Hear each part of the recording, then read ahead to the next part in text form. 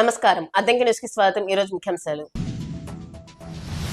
ఈపురపాలెం ప్రాథమిక ఆరోగ్య కేంద్రాన్ని ఆకస్మికంగా తనిఖీ చేసిన జిల్లా మలేరియా అధికారి వి నాగార్జునరావు.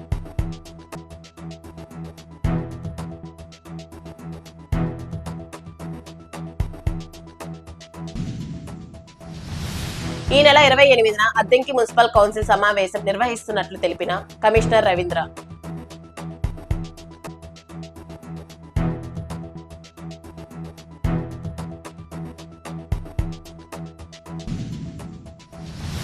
అద్దంకి సబ్ రిజిస్టర్ కార్యాలయంలో 10 రోజుల నుంచి నిలిచిన రిజిస్ట్రేషన్ సేవలు.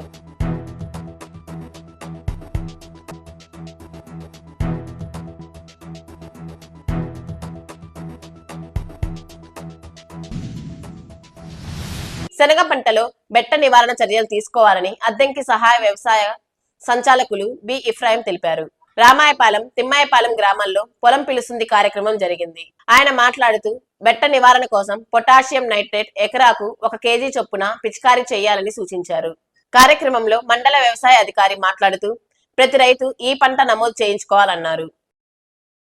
ఈపురపాలెం ప్రాథమిక ఆరోగ్య కేంద్రాన్ని జిల్లా మలేరియా అధికారి వి నాగార్జునరావు మంగళవారం ఆకస్మికంగా తనిఖీ చేశారు.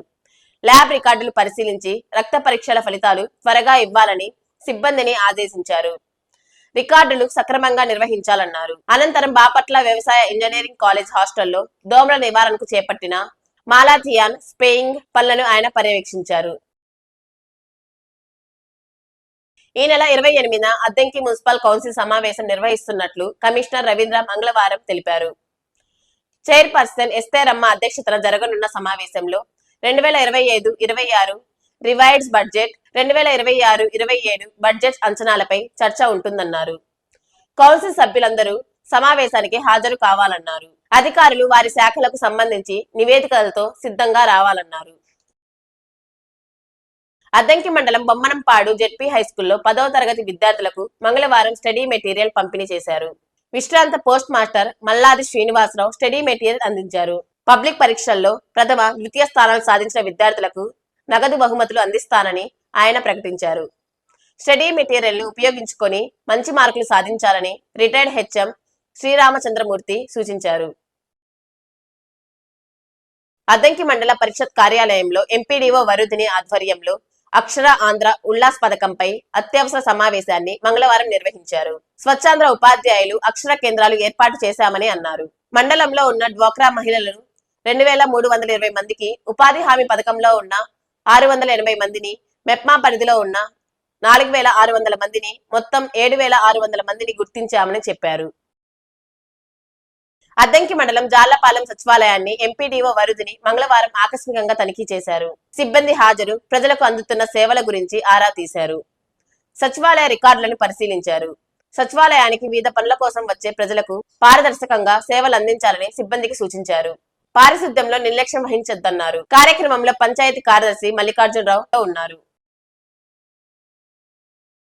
అద్దంకి సబ్ రిజిస్టర్ కార్యాలయంలో 10 రోజుల నుంచి రిజిస్ట్రేషన్ సేవలు నిలిచిపోయాయి. బాపట్ల జిల్లా నుంచి అద్దంకి నియోజకవర్గం ప్రకాశం జిల్లాలో విలీనమైన నేపథ్యంలో ఐజీఆర్ఎస్ పోర్టల్ ఇంకా బాపట్ల జిల్లాను చూపుతున్న నేపథ్యంలో సేవలు నిలిచిపోయినట్లు రిజిస్టర్ తెలిపారు. దీంతో వ్యవసాయ భూముల క్రయ విక్రయదారులకు ఇబ్బందులు పడుతున్నామన్నారు. శాఖపరమైన సత్వర చర్యలు వెంటనే చేపట్టాలని కోరుతున్నారు.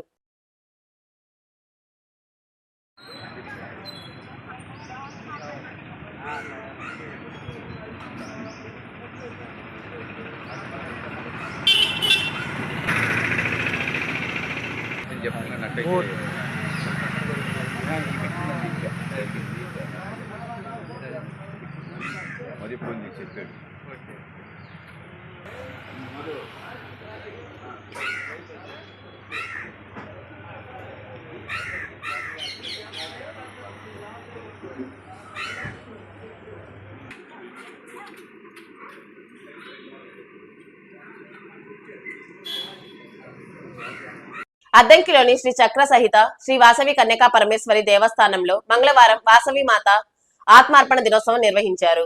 ఆలయ అర్చకులు స్వర్ణ వెంకట సుబ్బారావు వాసవి మాతకు అభిషేకాలు, అష్టోత్తర సహస్ర నామార్చనాలు, విఘ్నేశ్వర పూజలు చేశారు. భక్తులు అమ్మవారిని దర్శించుకొని కాయా కర్పూరం సమర్పించి ప్రత్యేక పూజలు జరిపారు.